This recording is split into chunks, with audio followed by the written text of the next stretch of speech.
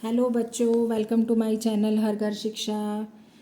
बच्चों, जैसा कि आपको पता है कि हमारा जो टॉपिक चल रहा है वो अभी ऑर्डरिंग ऑफ इंटीजर्स चैप्टर का ये एक सब टॉपिक है, ऑर्डरिंग ऑफ इंटीजर्स। ठीक है। इसके मैं आज आपके लिए एक प्रैक्टिस क्वेश्चंस कुछ मैं आपको कराऊंगी, जिसमें से मैं आज आपके लिए एक क्वेश्चन लेकर आई हूँ। और लास्ट वीडियो में मैंने आपको एक क्वेश्चन कराया था जो कि कुछ वर्ड्स से रिलेटेड था, जो कि अक्सर एग्ज़ाम्स में पूछा जाता है। और अगर आप उन वर्ड्स को याद कर लेंगे तो आपको बहुत कम प्रॉब्लम होगी उस टाइप के क्वेश्चंस को करने में। ठीक है। आप मेरे लास्ट वीडियो को देखने के लिए मैंने डिस्क्रिप्शन बॉक्स में उसका लिंक डाला है। अगर आप चाहें तो उसको चेकआउट कर सकते हैं डिस्क्रिप्शन बॉक्स में जा कर के, और वीडियो को देख सकते हैं। ठीक है। तो चलिए शुरू करते हैं आज का अपना प्रैक्टिस क्वेश्चंस का वीडियो। ठीक है। तो इसमें मैंने एक क्वेश्चन ये लिखा है, right all the integers between the given pairs, write them in the increasing order. ठीक है बच्चों। तो आज की वीडियो में मैं आपको सिर्फ ये ए और बी पार्ट कराऊंगी, और अपने नेक्स्ट वीडियो में मैं आपको सी और डी पार्ट कराऊंगी। ठीक है। तो राइट ऑल द इंटीजर्स, आपको क्या करना है, जो पेयर्स नीचे दिए गए हैं नंबर्स के, देख रहे हैं, 0 -7 ये एक पेयर है, -4 और 4 ये दूसरा पेयर है, और इसी तरह ये तीसरा और थर्ड और फोर्थ पेयर है। ठीक है। तो ये हमें करना क्या है, क्वेश्चन में हमें जो पेयर्स दिए गए हैं, जो गिवन पेयर्स हैं, ये और ये और ये गिवन पेयर्स हैं, इनके बीच के इंटीजर्स लिखने हैं। बीच के इंटीजर्स, ठीक है, बिटवीन, बीच के इंटीजर्स को लिखना है। और कैसे लिखना है, इंक्रीजिंग ऑर्डर में लिखना है, दैट इज़ इम्पॉर्टेंट। ठीक है ना, इंक्रीजिंग ऑर्डर में लिखना है, ये बहुत इम्पॉर्टेंट है। और इसमें अक्सर ज़्यादातर बच्चे या बड़े, कई सारे लोग इसमें बहुत गलती करते हैं, क्योंकि वो इसको बीच के तो लिख देते हैं बट वो इंक्रीजिंग ऑर्डर भूल जाते हैं। ठीक है। तो ये हमें भूलना नहीं है, हमें ये ध्यान रखना है। और गिवन पेयर्स जो हमें दिए गए हैं उनके बीच के हमें इंटीजर्स लिखने हैं और इंक्रीजिंग ऑर्डर में लिखने हैं। तो वो कैसे लिखने हैं वो मैं आज आपको समझाऊंगी। ठीक है। तो पहला पेयर हमें दिया गया है 0 एंड -7। ठीक है बच्चों, ये मैं आपको कराने से पहले कुछ इंक्रीजिंग ऑर्डर के बारे में कुछ चीज़ें बता देना चाहती हूँ। देखिए, इंक्रीजिंग ऑर्डर की जब हम बात करते हैं, ये चीज़ समझनी बहुत ज़रूरी है, क्योंकि ज़्यादातर मिस्टेक्स जो होती हैं वो इसी में होती हैं। तो आप ये समझिए कि इंक्रीजिंग ऑर्डर आखिर होता क्या है।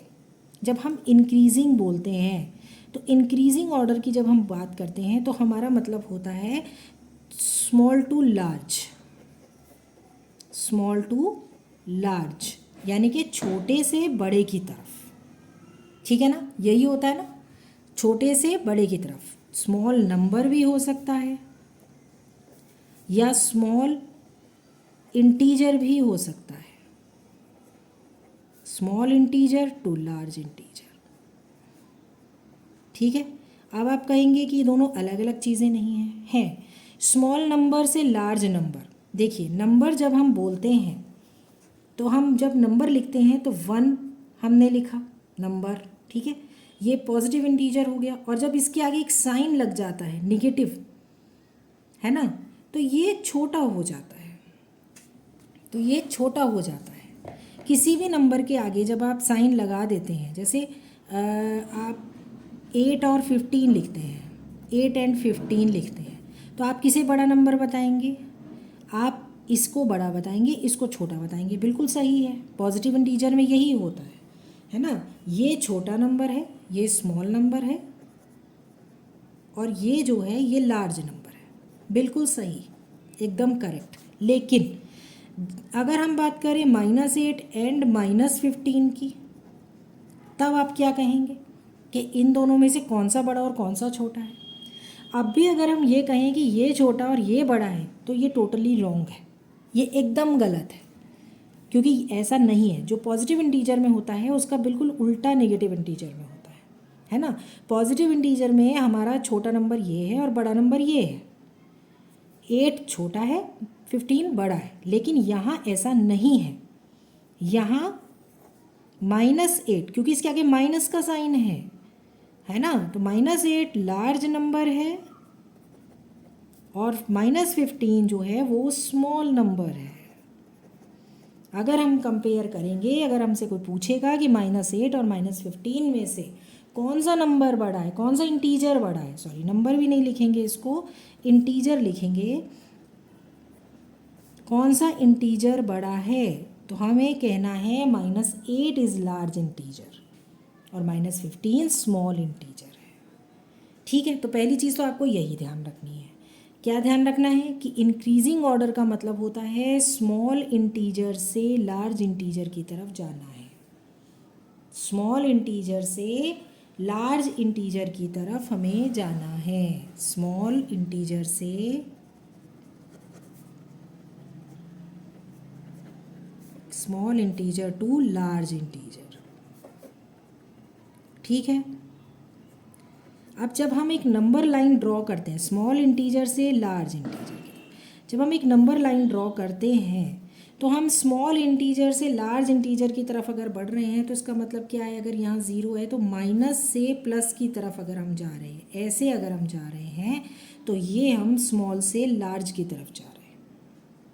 ठीक है, स्मॉल से लार्ज की तरफ जा रहे हैं।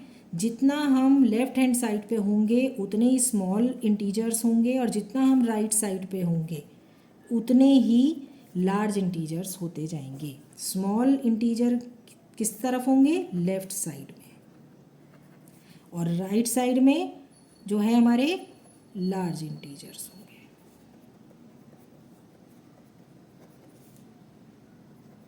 ठीक है, तो ये बात भी याद रखनी बहुत ही ज़रूरी है कि स्मॉल इंटीजर्स कौन सी साइड में होंगे, लेफ़्ट साइड में होंगे, और लार्ज इंटीजर्स कौन सी साइड में होंगे, हमेशा राइट साइड में होंगे। ठीक है, तो ये तो मैंने आपको निगेटिव और पॉजिटिव की बात बता दी। नंबर लाइन पे 0 है बीच में और इधर निगेटिव इधर पॉजिटिव, ये तो आपको पता ही है। लेकिन चलिए आज के लिए इतना ही है, बाकी मैं कल को आपको इसका अगला स्टेप बताऊंगी। अभी फ़िलहाल आपको जो याद रखना है वो आपको याद रखना है कि इंक्रीजिंग ऑर्डर में, जब हमसे इंक्रीजिंग ऑर्डर की बात की जाती है तो स्मॉल इंटीजर से हमें लार्ज इंटीजर की तरफ जाना है। बस ये चीज़ आपको अपने दिमाग में सेट रखनी है। ठीक है, चलिए अब इसी चीज़ को ध्यान रखते हुए हम ये पहला अपना जो पेयर दिया है उसको हम करेंगे। पहला पेयर है हमारा 0 एंड -7। हमें इसके बीच के इंटीजर्स को लिखना है। ठीक है, तो जब हम 0 से -7 की तरफ जा रहे हैं, हम जब नंबर लाइन ड्रॉ करते हैं, कोशिश कीजिए कि आप हर बार नंबर लाइन ड्रॉ करें। ठीक है, अब हमें यहाँ पे कोई पॉजिटिव इंटीजर तो दिख नहीं रहा है, कोई पॉजिटिव इंटीजर नहीं है, नेगेटिव इंटीजर है, तो हम यहाँ से 0 को ले लेते हैं। इधर हमें कुछ नहीं लिखना है इसलिए हमने जगह कम छोड़ी है। ठीक है, तो हमें इधर लिखना है। तो अब हम -1, -2, -3, -4, -5, -6 एंड -7। ठीक है, अब हमें क्या करना है, 0 से -7 के बीच के इंटीजर्स लिखने हैं। तो बीच के इंटीजर्स कौन से हो गए, ये हो गए। ठीक है ना, और हमने क्या बताया है, बीच के इंटीजर हमें पता लग गए, वो ये हैं। हमें इनको और इसको नंबर को इंक्लूड नहीं करना है, जो कि बहुत से बच्चे गलती करते हैं। वो जो नंबर जो पेयर दिया गया होता है, जब उसके बीच के इंटीजर पूछे हैं तो बस बीच के ही लिखने हैं, बिटवीन ही लिखना है। वो वाले नंबर्स हमें इंक्लूड नहीं करने हैं, उनको नहीं लिखना है। ठीक है, अगर हमने उन्हें लिखा तो हमारा जो आंसर है वो गलत हो जाएगा। ठीक है, तो अब हमें इंटीजर्स मिल चुके हैं। अब हमें इन्हें कैसे अरेंज करना है, इंक्रीजिंग ऑर्डर में अरेंज करना है। और इंक्रीजिंग ऑर्डर के लिए मैंने आपको क्या बताया है कि हमें स्मॉल इंटीजर से लार्ज इंटीजर की तरफ जाना है। तो यहाँ स्मॉल इंटीजर, अगर हम बात करें बिटवीन वाले इंटीजर्स की, तो यहाँ स्मॉल इंटीजर कौन सा है और लार्ज इंटीजर कौन सा है, तो हम उसके लिए क्या करते हैं, ये देखेंगे और ये देखेंगे, दोनों कॉर्नर वाले इंटीजर्स देखेंगे। ठीक है ना, तो दोनों कॉर्नर वाले इंटीजर्स कौन कौन से हैं, -6 है और -1 है। या हम -7 और 0 को भी देख सकते हैं, कोई प्रॉब्लम नहीं है उसमें भी, लेकिन लिखना नहीं है इनको। ठीक है, देख सकते हैं ये पता लगाने के लिए कि इंक्रीजिंग ऑर्डर क्या है। तो यहाँ स्मॉल इंटीजर कौन सा है, -7 है। इन दोनों में से स्मॉल इंटीजर कौन सा है, -7 स्मॉल इंटीजर है, छोटा इंटीजर है ये। ठीक है। और बड़ा इंटीजर कौन सा है, लार्ज इंटीजर कौन सा है, 0 है। अगर इन दोनों की बात करें तो अभी हमें सिर्फ इन दोनों से ही मतलब है और किसी से हमें कोई मतलब नहीं है, ठीक है। तो यहाँ हमें स्मॉल इंटीजर कौन सा है, -7 है, और लार्ज इंटीजर कौन सा है, 0 है, करेक्ट। तो अब हमें कैसे जाना है इंक्रीजिंग ऑर्डर में, स्मॉल इंटीजर से लार्ज इंटीजर की तरफ जाना है। तो हम अपनी डायरेक्शन क्या रखेंगे इंक्रीजिंग ऑर्डर की, ये वाली रखेंगे। तो कैसे लिखेंगे, -6, -5, -4, -3, -2, -1। 0 और -7 हमने नहीं लिखा है। तो इस तरह से हमने ये जो बनाया है, ये जो लिखे हैं इंटीजर्स, ये हमने इंक्रीजिंग ऑर्डर में लिखे हैं, इंक्रीजिंग ऑर्डर।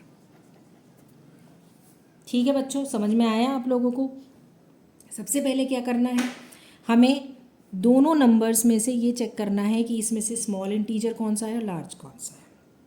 फिर हमें एक नंबर लाइन ड्रॉ करनी है। अगर आप 0 से लेकर के वहाँ तक के सारे नंबर्स लिख सकते हैं तो इट्स ओके, कोई प्रॉब्लम नहीं है, आप सारे लिखिए।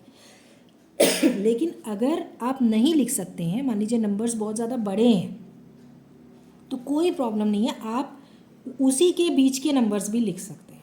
वो मैं आपको अपने नेक्स्ट वीडियो में समझाऊंगी अच्छे तरीके से, ठीक है। अभी नेक्स्ट एग्जाम्पल पे आते हैं, दैट इज़ -4 and 4, ठीक है। अब हमें क्या करना है, सबसे पहले हमें ये देखना है कि इसमें से बड़ा इंटीजर कौन सा है और छोटा कौन सा है। तो आप जल्दी से सोच के मुझे बताइए कि बड़ा इंटीजर कौन सा है और छोटा कौन सा है। चूँकि 4 एक पॉजिटिव इंटीजर है तो ये लार्ज इंटीजर होगा, ठीक है ना। और ये एक निगेटिव इंटीजर है तो ये स्मॉल इंटीजर होगा, ठीक है। तो हमने पता लगा लिया है कि यहाँ लार्ज इंटीजर कौन सा है और स्मॉल इंटीजर कौन सा है। तो यहाँ लार्ज इंटीजर 4 है, +4 है, और ये -4 स्मॉल इंटीजर है। अब हम नंबर लाइन ड्रॉ करेंगे, क्योंकि यहाँ हमारे पास एक निगेटिव और एक पॉजिटिव दोनों इंटीजर दिए गए हैं हमें, तो इसलिए हमें यहाँ 0 को सेंटर में रखना है और यहाँ मार्क करना है -1, -2, -3, -4, ठीक है ना। ये हमने मार्क कर दिया। इसी तरह से यहाँ 1, 2, 3, 4 तक यहाँ मार्क कर दिया है, ठीक है। तो अब हमें क्या पता लगाना है, -4 से 4 के बीच के इंटीजर, -4 ये है, 4 ये है, ठीक है ना। तो इसके बीच के इंटीजर कौन से हो गए, ये हो गए, ये भी हो गया। बीच के इंटीजर्स हमें पता लग गए कौन से हैं। अब हमें इन्हें इंक्रीजिंग ऑर्डर में लिखना है। हमें जल्दी नहीं करनी है, बहुत आराम से जो चीज़ें पूछी गई हैं उनको दिमाग में रखते हुए हमें बहुत आराम से अपना आगे बढ़ना है। हमें सबसे पहले बीच के इंटीजर्स पता लगाने हैं। सबसे पहले ये देखना है कि दो जो गिवन पेयर हैं उन दोनों में से लार्ज इंटीजर कौन सा है, स्मॉल इंटीजर कौन सा है। पहला काम ये करना है, स्टेप 1, ठीक है। ये हमारा स्टेप 1 है कि हमें ये देखना है कि लार्ज इंटीजर कौन सा है, छोटा इंटीजर कौन सा है। फिर हमें एक नंबर लाइन ड्रॉ करनी है, ये है स्टेप 2, ठीक है। स्टेप 2, उसके बाद हमें बीच के इंटीजर्स देख लेने हैं, ठीक है। ये नंबर लाइन ड्रॉ करके हमने बीच के इंटीजर्स देख लिए। ये हो गया हमारा स्टेप 3,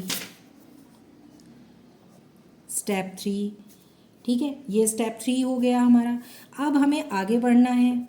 हमें नेक्स्ट क्या करना है, इंक्रीजिंग ऑर्डर देखना है। और इंक्रीजिंग ऑर्डर के लिए मैंने आपको क्या बताया है कि हमें हमेशा small integer to large integer, small integer to large integer बढ़ना होता है। तो यहाँ स्मॉल इंटीजर क्या है, -4 है, और लार्ज इंटीजर क्या है, 4 है। तो हमारी जो डायरेक्शन रहेगी वो इंक्रीजिंग ऑर्डर की क्या रहेगी, ये रहेगी, लेफ़्ट टू राइट रहेगी। तो लेफ़्ट टू राइट में हमें कैसे लिखना है नंबर्स को, -3, -2, -1, -0, 1, 2 एंड 3।